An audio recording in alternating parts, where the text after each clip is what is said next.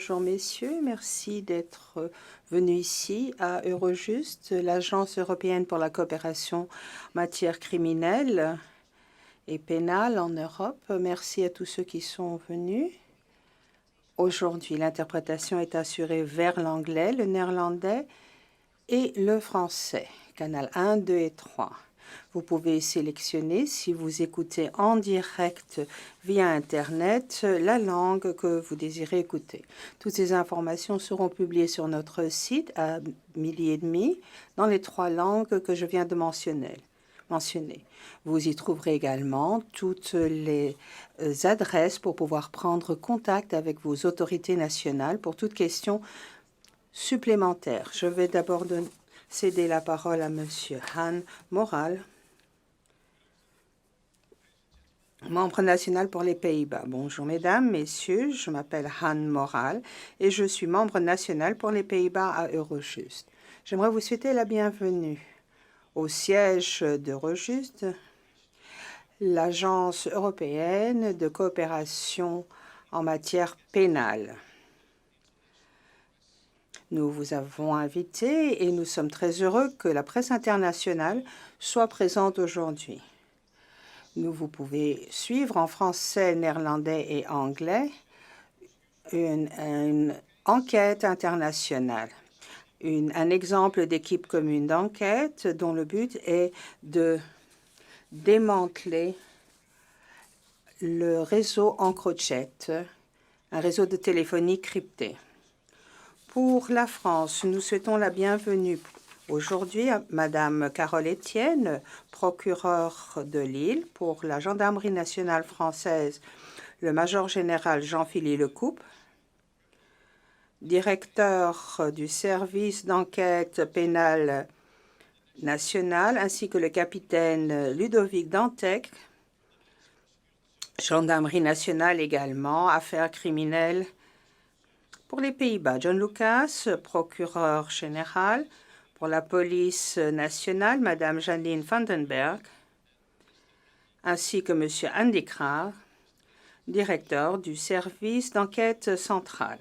Pour Europol, je souhaite la bienvenue à Monsieur Will van Gemer, directeur adjoint d'Europol, et bien entendu, et non des moindres, mon collègue membre pour la France, Monsieur Baudouin Touvenot. Mesdames et messieurs, Europol et Eurojust ont encadré la coopération entre les parquets français et néerlandais ainsi que leurs services de police en offrant leur aide dans le cadre d'une équipe commune d'enquête. Grâce à une excellente coopération au niveau européen, cette enquête a été couronnée de succès. Les résultats sont impressionnants et les autorités françaises, néerlandaises ainsi qu'Europol et Eurojust vous présenteront les résultats de cette équipe commune d'enquête. Tout d'abord, Madame Carole Etienne. Bonjour à tous.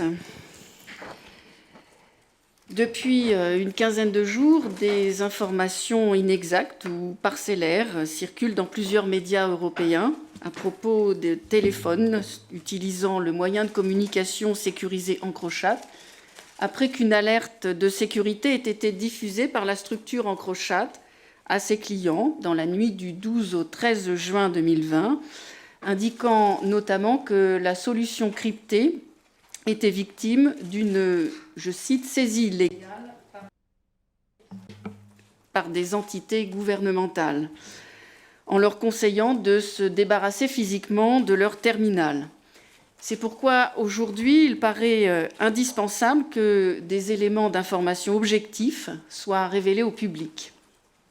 Il ne s'agit absolument pas d'une action prétendument illégale, il s'agit en réalité d'une enquête judiciaire dirigée par le parquet de la juridiction interrégionale spécialisée de Lille, et celle-ci a été ouverte après des saisies récurrentes effectuées dans des affaires de criminalité organisée en cours à Lille, les téléphones chiffrés concernés ayant vocation à être mis au service de réseaux criminels compte tenu des fonctionnalités qu'ils offraient de leur prix élevé ainsi que des conditions de clandestinité présidant à leur acquisition.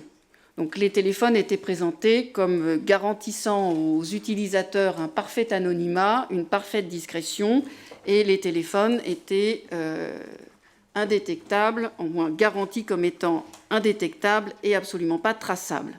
Cette enquête a été confiée à la Direction générale de la Gendarmerie nationale et à son Centre de lutte contre les criminalités numériques, le C3N notamment, sous les qualifications pénales d'association de malfaiteurs en vue de la commission de crimes ou délits et fourniture et importation d'un moyen de cryptologie n'assurant pas exclusivement des fonctions d'authentification ou de contrôle d'intégrité sans déclaration préalable. Il a pu être ainsi identifié l'existence d'une solution de communication numérique chiffrée distribuée sous le nom commercial EncroChat à l'usage d'organisations criminelles. Les investigations techniques qui ont été menées par les gendarmes, dont le général Lecouf, ici présent, pourra relater la mobilisation, ont permis de constater que cette solution de communication chiffrée, non déclarée en France, était cependant mise en œuvre depuis des serveurs installés en France au profit d'une clientèle mondiale. Et l'enquête a permis de réunir des éléments sur le fonctionnement technique de la solution et a abouti à la mise en place d'un dispositif technique grâce auquel des communications non chiffrées des utilisateurs ont pu être obtenues. Donc, de très nombreux terminaux EncroChat ont été recensés et l'exploitation des données saisies a confirmé leur utilisation, notamment dans des affaires de grande envergure, d'associations de malfaiteurs, d'importation d'importantes quantités de stupéfiants, de trafic de stupéfiants, de trafic d'armes lourdes ou d'affaires de blanchiment. Donc, les échanges avec les autorités étrangères ont permis de confirmer ce constat, notamment avec les renseignements obtenus des Pays-Bas, et une équipe commune d'enquête a été décidée le 10 avril 2020 sous l'égide d'Eurojust et avec le soutien d'Europol. Donc, une technique spéciale d'enquête prévue par le droit français, c'est-à-dire une captation de données, a été dès lors mise en œuvre conformément au droit français, conformément aux dispositions du Code de procédure pénale, laquelle a d'ailleurs été autorisée et suivie par un juge des libertés et de la détention. Le parquet de Lille, de la juridiction interrégionale spécialisée de Lille, a ensuite ouvert une information judiciaire le 28 mai 2020, les investigations se poursuivant sur commission rogatoire des juges d'instruction lillois. Toutes ces précisions sont importantes parce qu'encore une fois, et contrairement aux allégations diffusées par la structure EncroChat ou certains de ses utilisateurs interpellés et reprises par la presse internationale, l'enquête française a été menée conformément aux règles de droit applicables. Ce qui mérite d'être à nouveau souligné, c'est la dimension européenne de cette opération, ainsi que la coopération pénale très volontariste qui a été mise en place. Compte tenu de l'ampleur de la diffusion de la solution de téléphonie cryptée EncroChat dans des réseaux criminels répartis dans le monde, il a été envisagé que l'exploitation de la donnée captée relative aux activités de ces organisations criminelles soit organisée dans le cadre d'une coopération internationale. Et à ce titre, la donnée a été partagée en premier lieu dans le cadre de notre équipe commune d'enquête, convenue sous l'égide et avec le support d'Eurojust, avec les Pays-Bas, qui accueillait l'une des plus importantes communautés d'utilisateurs. Et la coopération internationale a été étendue par le recours à des décisions d'enquête européennes, à d'autres États particulièrement touchés par l'utilisation illicite de ces terminaux par des individus relevant de la grande criminalité organisée, et je pense d'emblée à l'Espagne, au Royaume-Uni, à la Suède et à la Norvège notamment. La transmission de la donnée et son exploitation a été considérablement facilitée par le travail d'Europol, qui a été destinataire des informations issues de la captation sur le fondement des dispositions du Code de procédure pénale français et avec autorisation judiciaire. Et ce travail d'Europol a ainsi permis l'engagement d'un dispositif efficace d'analyse des données, d'alerte également aux pays partenaires sur les activités criminelles susceptibles de se tenir sur leur territoire et révélées par les communications rendues accessibles de façon non chiffrée et surtout de détecter et de prévenir de nombreux projets d'atteinte grave à l'intégrité physique. Les outils mis en place ont en effet permis de détecter des structures criminelles de très haut niveau national et international, des organisations criminelles très actives en matière de trafic international de produits stupéfiants et de mettre en évidence un certain nombre de projets d'atteinte imminente à la vie ou à l'intégrité physique. Plus d'une centaine d'actions criminelles ou d'agissements de réseaux criminels ont donné lieu à des transmissions par le biais d'Europol, là encore avec une validation systématique des procureurs de l'équipe commune d'enquête franco-néerlandaise, et ont déjà abouti à des résultats, puisque les retombées de nombreuses opérations d'interpellation sont intervenues dans les pays partenaires, et des saisies très importantes ont pu d'ores et déjà être effectuées. Pour la France, je me contenterai d'indiquer que l'exploitation des échanges et de l'activité de plus d'une centaine de téléphones actifs sur le sol français a permis la détection de nombreuses activités, de nombreuses manifestations d'activités criminelles, essentiellement en lien avec des trafics de stupéfiants, mais également en lien avec des trafics d'armes ou encore en lien avec du blanchiment de fonds. Je laisse d'ores et déjà la parole au général Lecouf qui va pouvoir poursuivre sur la mobilisation de la gendarmerie. Merci, Madame le procureur. Cette enquête tout à fait exceptionnelle a impliqué de la part de la gendarmerie nationale française la mobilisation de moyens importants et de ses services de pointe, en particulier le Centre de lutte contre les criminalités numériques, le C3N, qui est le service de lutte contre la cybercriminalité de la gendarmerie nationale,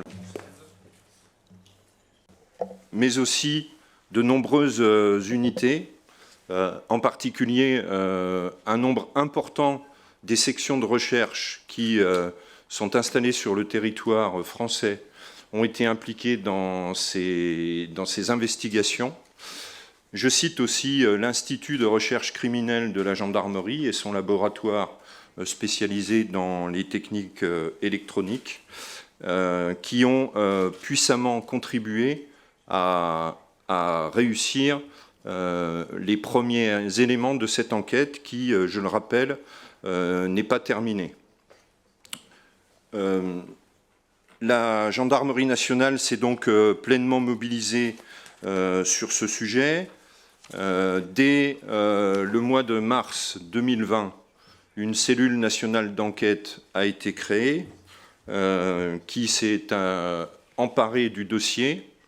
Très rapidement, il est apparu, comme cela a été indiqué, que les investigations allaient devoir être conduites sur un plan beaucoup plus large que le simple territoire français, et donc une équipe commune d'enquête a été décidée par les magistrats et en liaison avec en particulier les Pays-Bas et Europol. Cette équipe commune d'enquête avait pour but de partager les informations sensibles qui étaient issues du dispositif de captation sur lequel on ne s'exprimera pas plus avant. La gendarmerie nationale a en particulier mobilisé un poste de commandement et un groupe important d'une soixantaine d'analystes capable d'analyser les données et d'en retirer les informations pertinentes de façon à empêcher un certain nombre de crimes de se commettre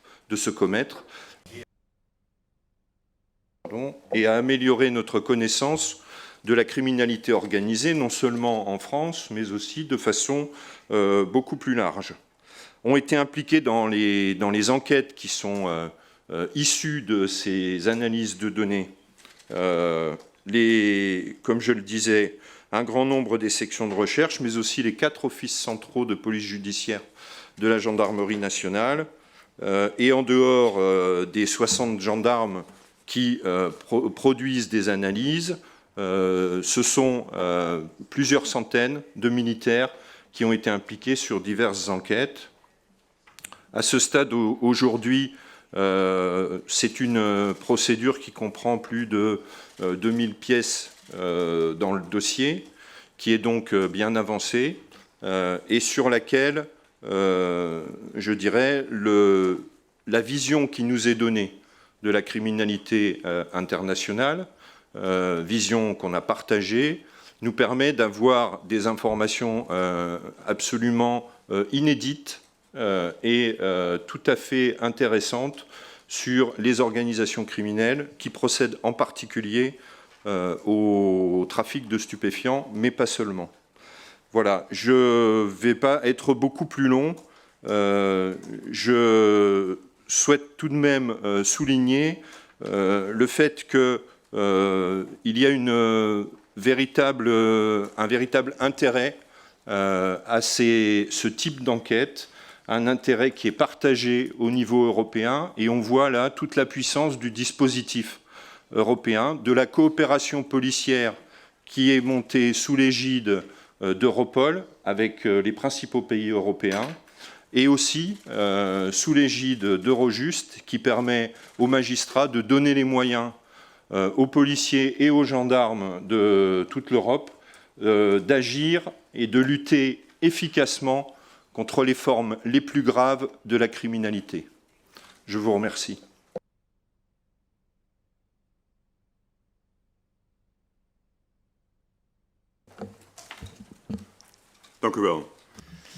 Merci, mesdames et messieurs. Bonjour à tous. Je tiens à remercier la délégation française de nous avoir fourni des explications sur cette opération et nous vous exposerons un peu plus tard les résultats de cette coopération internationale pour ce qui est du volet néerlandais grâce aux représentants qui sont à mes côtés et à Europol. D'emblée, je souhaite évoquer très rapidement le phénomène du chiffrement. Malheureusement, le micro de monsieur est coupé. Depuis un certain nombre d'années, nous sommes très inquiets de la recrudescence des communications chiffrées au sein de la grande criminalité. De nombreux suspects semblent utiliser de plus en plus souvent de téléphones cryptés afin de réduire les risques d'écoute téléphonique.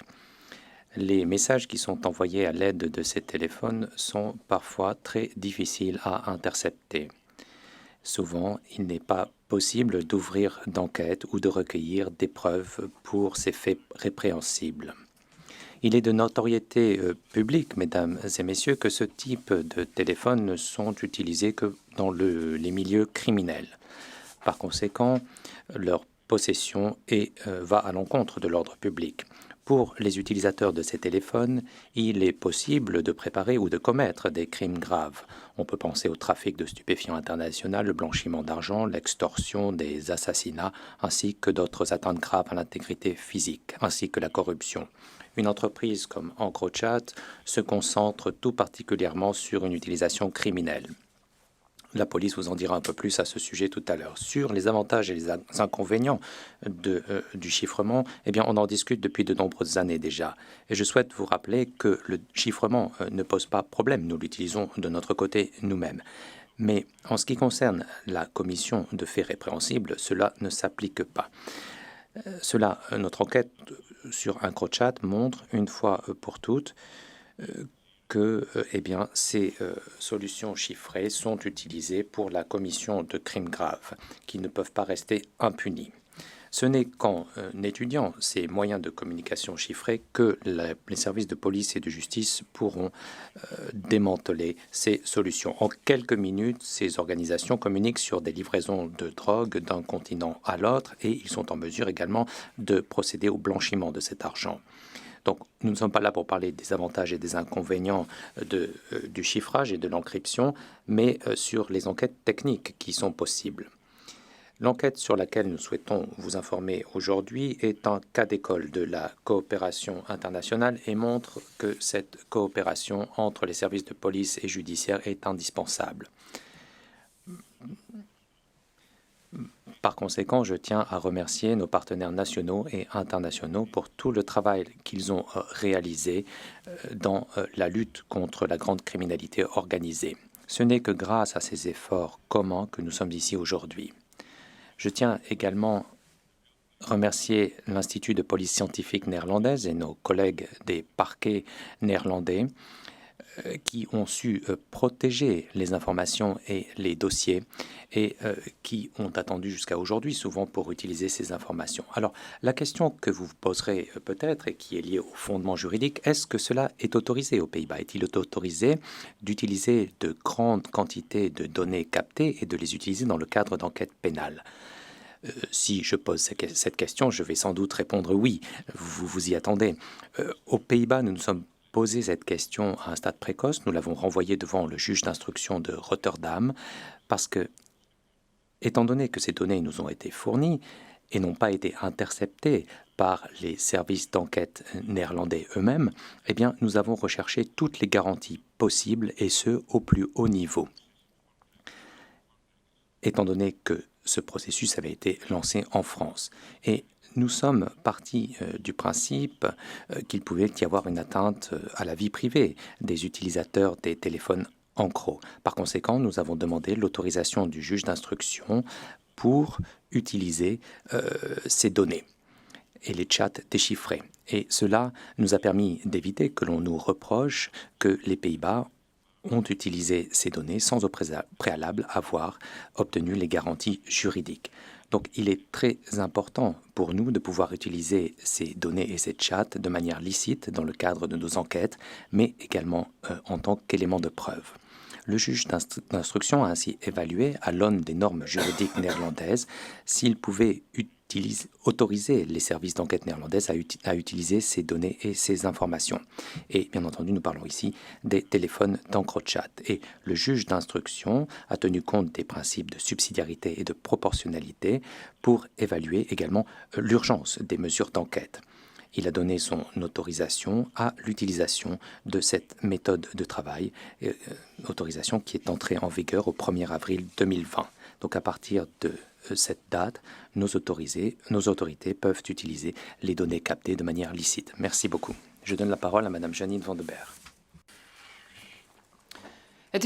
Merci. Vous aurez sans doute remarqué que la police, au cours des derniers mois, a enregistré un certain nombre de gros succès, de grandes réussites. Nous avons saisi des milliers de kilos de cocaïne, nous avons démantelé des laboratoires, nous avons saisi des drogues de synthèse, des armes à feu et des millions d'euros. Nous avons arrêté plusieurs suspects. Nous avons réussi à déjouer des assassinats et d'autres atteintes graves à l'intégrité physique. Tous ces résultats découlent directement de l'enquête dénommée 26 Le Mont. Grâce à cette enquête, nous avons réussi à lire 20 millions de messages en temps réel. Et je ne parle là que des messages qui sont pertinents pour les Pays-Bas. Avec l'autorisation du juge d'instruction, depuis le 1er avril de cette année, nous avons pu suivre en direct les communications de criminels.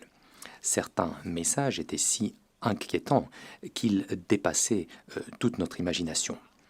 Nous avons rencontré dans ces chats des personnes qui étaient déjà connues de la police et nous avons identifié de nouveaux criminels. C'est comme si nous étions à la table des discussions des criminels.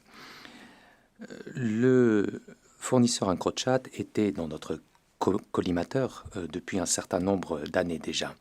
Grâce à l'utilisation de messages chiffrés, les criminels pouvaient communiquer de manière anonyme. Notre objectif a été atteint et j'en suis ravi et très fier. La majorité des messages porté sur des formes de criminalité organisée très violentes, comme le trafic de stupéfiants, d'armes, le blanchiment d'argent, des attaques à main armée, des enlèvements, des assassinats et des cas de torture. Dans cette enquête, nous avons également trouvé des indices de fuite au niveau des services de police, entre autres. Bien entendu, nous prenons cela extrêmement au sérieux et nous menons une enquête. Une enquête dans le domaine de la cryptocommunication n'est pas inédite aux Pays-Bas. Depuis 2012, cela fait l'objet d'enquêtes par plusieurs équipes, comme la Crime Team de crypto-analyse. Ce qui rend cette enquête unique, c'est qu'à grande échelle, nous avons pu lire ces messages donc, des criminels en direct. Cela nous permet de mieux comprendre la situation et des activités criminelles aux Pays-Bas. Cette solution se trouvait en France, a été utilisée partout dans le monde et les utilisateurs néerlandais s'avéraient être très nombreux. Les Pays-Bas et la France ont partagé les informations, ont enquêté ensemble et afin d'être plus efficaces, nous avons à un moment donné décidé d'établir une équipe commune d'enquête, à savoir une équipe pour la coopération internationale. Les experts de l'unité nationale ont travaillé main dans la main avec les autorités françaises, Europol, ainsi que des partenaires à l'international. En outre, d'autres collègues de la police nationale néerlandaise nous ont épaulés. Sans ces travaux de préparation et sans l'expertise de tous ces collègues, cette enquête n'aurait jamais pu avoir lieu. L'enquête 26 Le Monde montre une fois de plus que dans le monde d'aujourd'hui, la coopération stratégique est plus importante que jamais. Et c'est quelque chose que je souhaite vraiment souligner aujourd'hui. Les services de police et judiciaires, ainsi que d'autres partenaires, luttent ensemble contre la cybercriminalité à travers le monde. Et cette enquête montre que nos efforts sont couronnés de succès. Je souhaite remercier tous les services de police et les services judiciaires, aussi bien aux Pays-Bas qu'à l'étranger, pour leur investissement, leur expertise, mais également leur persévérance qui a permis de couronner de succès cette enquête. Notre méthode de travail dans l'enquête 26 Le Monde nous a permis d'avancer dans la lutte contre la grande criminalité organisée. Cela nous a donné une véritable mine d'informations que nous utilisons, que nous avons déjà utilisées et que nous utiliserons encore à l'avenir. Merci beaucoup. Goedemiddag.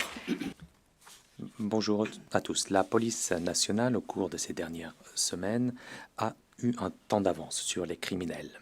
Et aujourd'hui, je vais faire le bilan pour vous. Nous avons arrêté plus de 100 suspects pour des crimes très graves.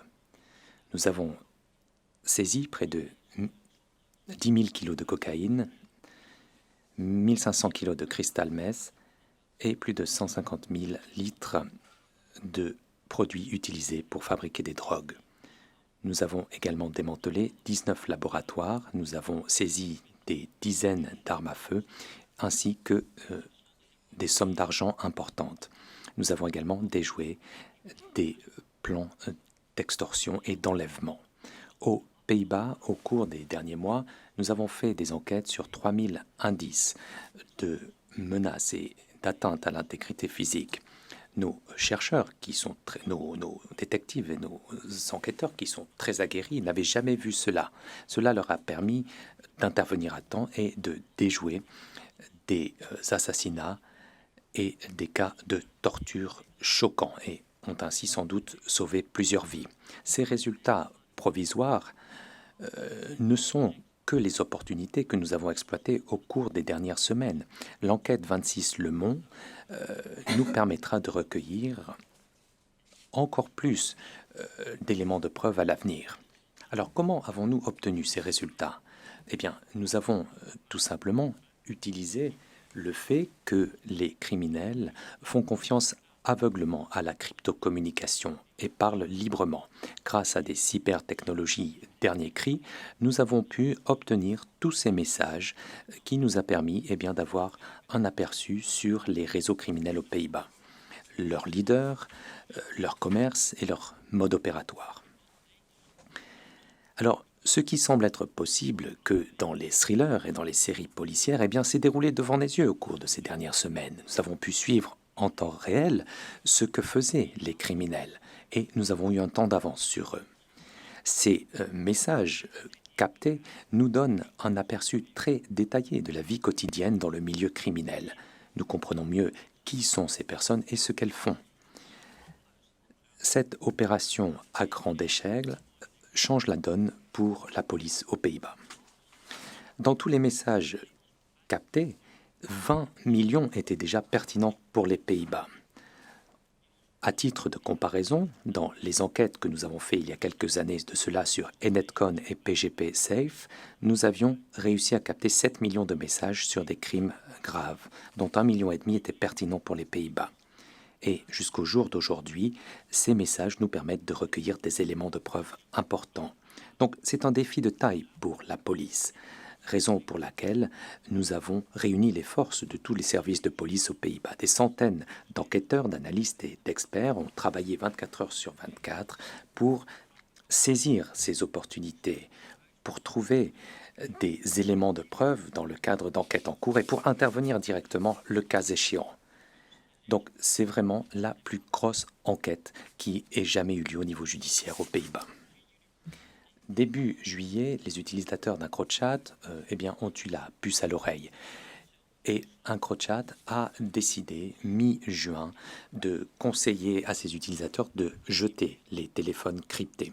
Et la plupart des criminels l'ont fait. Mais c'était trop tard parce qu'on disposait déjà de millions de messages. Alors comment allons-nous poursuivre ces opérations? Ces messages sont une véritable mine d'or pour tous les services de police aux Pays-Bas. Cela nous fournit tellement de preuves, des preuves qui nous auraient coûté des années à recueillir normalement. Normalement, nous recherchons des preuves, mais dans cette enquête, c'est le contraire qui s'est produit. Nous avons reçu une mine de renseignements qui nous permet d'intervenir de manière proactive. Ce sont les indices qui viennent nous voir, qui viennent frapper à la porte. Et dans des centaines d'enquêtes en cours sur des leaders criminels, sur des organisations criminelles, ces messages nous donnent des éléments probants. Et je suis persuadé que cela va déboucher sur d'autres interventions et arrestations. Et cette enquête démontre que les criminels pensent à tort qu'ils peuvent échapper aux bras de la police et peuvent agir en toute impunité. Mais ce n'est pas le cas. Merci. Thank you, Andy. Good afternoon. On behalf of Europe. Merci. Au nom d'Europol, j'aimerais féliciter tous les participants, tous les partenaires, la France, les Pays-Bas et Eurojust, pour la coopération intensive au cours de cette enquête. C'est une enquête qui est sans précédent, comme on l'a déjà dit, pour lutter contre la criminalité organisée. La criminalité organisée qui pose un risque important à la sécurité de l'Union européenne. Au cours des années, l'Europe a constaté que l'Europe continue à être atteinte par des groupes de criminels organisés qui s'adaptent rapidement à tous les changements. Et c'est la raison pour laquelle le recours aux technologies cryptées sont essentielles pour leurs activités criminelles. Les criminels utilisent largement des technologies cryptées pour cacher leurs activités. Et cette plateforme répond spécifiquement aux besoins des criminels. Les téléphones étaient fournis pour répondre justement aux besoins de ces criminels. L'analyse de millions de communications criminelles et de données via une plateforme ont donné des informations essentielles pour lutter contre des opérations de narcotrafic, ce qui est d'ailleurs ressorti clairement de la présentation néerlandaise. Ce que nous voyons aujourd'hui, ce n'est pas un cartel traditionnel, mais un paysage criminel fragmenté de réseaux nationaux et internationaux qui collaborent de façon ad hoc pour commettre des crimes graves. Une première analyse montre clairement le rôle de la corruption tout au long de la chaîne de trafic illicite. Il se traduit par des atteintes à l'intégrité physique, assassinats, enlèvements, kidnapping, à l'encontre de rivaux. Et la violence est souvent retrouvés dans les espaces publics, ce qui a un impact direct sur les citoyens européens. Nous savons que les avoirs criminels découlant de ces activités sont considérables et sont redirigés dans le système après blanchiment et offrent des services criminels. Différents montants sont ensuite réinvestis dans nos économies légales. L'importance de cette opération est à souligner et le résultat de l'enquête a permis à Europol de créer une image de l'impact de ces activités criminelles en Europe et au niveau mondial. Ces informations essentielles aideront les services compétents en Europe et dans d'autres pays également à lutter avec plus de succès contre les criminels. Un grand nombre d'interpellations, de saisies ont déjà eu lieu et auront lieu dans les mois et années à venir grâce à ces informations inestimables. Ceci aura un impact à long terme sur les activités criminelles. En plus de cette présentation un peu générale, notre engagement s'est traduit par un soutien actif dans le cadre de la captation et de l'exploitation des données. Europol a épaulé les enquêtes françaises et néerlandaises depuis le début de 2019. Depuis le mois d'avril, des réunions de coordination au quotidien se sont tenues entre les membres des équipes communes d'enquête. Une équipe d'Europol composée d'experts et d'analystes a aidé grâce à des outils spécialisés, des agents compétents dans 20 langues différentes qui ont pu lire et sélectionner les messages importants, et ce, 7 jours par semaine, 24 heures par jour. Ils ont pu informer les différents partenaires de plans, de projets qui étaient fomentés dans le cadre de la traite d'êtres humains, blanchiment d'argent, attaques directes, tentatives de meurtre, etc., etc. Nous avons l'équipe de lutte contre la criminalité grave et le centre de lutte contre la cybercriminalité est également engagé dans cette analyse et dans l'échange de données techniques. Nous avons pu donc offrir une valeur additionnelle grâce à un mécanisme de financement impact. Au cours des jours, semaines et mois et années à venir, Europol poursuivra ses efforts pour soutenir les services de police et des douanes pour pouvoir lutter contre les criminels qui mettent nos citoyens en danger, déstabilisent nos économies et menacent nos valeurs démocratiques. Donc aujourd'hui n'est que la première pierre d'une longue voie à suivre. Bonjour à tous. Donc Eurojust, l'agence européenne en matière de coopération judiciaire, pénale et plus spécifiquement les bureaux français et néerlandais sont très heureux d'accueillir aujourd'hui dans les locaux d'Eurojust cette conférence de presse pour évoquer un dossier emblématique en termes de coopération judiciaire et policière. Ce dossier est l'illustration de la force de l'Europe judiciaire et policière lorsqu'elle agit dans un but commun. Le dossier que les autorités judiciaires et policières néerlandaises et françaises vous ont présenté est la démonstration de cette force de l'Europe qui agit ensemble. Techniquement et juridiquement, c'est un dossier complexe et d'ampleur internationale qui nécessitait une coopération, une coordination de grande qualité. Le travail réalisé main dans la main par les autorités nationales, Eurojust et Europol, a permis de mettre à mal EncroChat, ce réseau de communication cryptée utilisé exclusivement par des organisations criminelles. Pour revenir un peu sur l'historique du dossier, le bureau français d'Eurojust, que je dirige, a été saisi par le parquet de la JIRS de Lille en avril 2019. Le parquet de Lille indiquait souhaiter une coopération approfondie avec les Pays-Bas dans un dossier de réseau de communication crypté. À partir de là, Eurojust et sa force s'est mise en route pour soutenir et assister nos autorités nationales. Afin de répondre aux besoins de coordination, le Bureau français d'Eurojust a organisé 5 réunions de coordination sur une période d'un peu plus de 12 mois, dont 3 en réunion bilatérale avec nos amis néerlandais et 2 avec l'implication d'un plus grand nombre de pays, puisque vous avez compris qu'il y a d'autres pays concernés par ce dossier. Ces réunions de coordination, elles sont importantes parce qu'elles permettent de mettre autour de la table des magistrats, des membres de forces de l'ordre qui sont de langues, de cultures et de systèmes juridiques parfois différents. Mais ces réunions, elles permettent toujours de permettre des échanges fluides, précis et sans risque d'incompréhension grâce aux moyens mis en place par Eurojust, notamment en matière de traduction, comme vous pouvez d'ailleurs le constater aujourd'hui.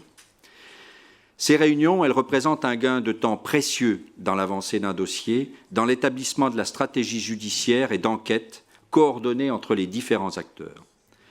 Eurojust a également apporté son soutien juridique et technique à la mise en place de l'équipe commune d'enquête qui a vu le jour en avril 2020 entre la France et les Pays-Bas, avec la participation des 2 agences, Eurojust et Europol, dont je veux ici souligner le rôle essentiel par la mise en disposition de moyens humains et techniques de façon constante.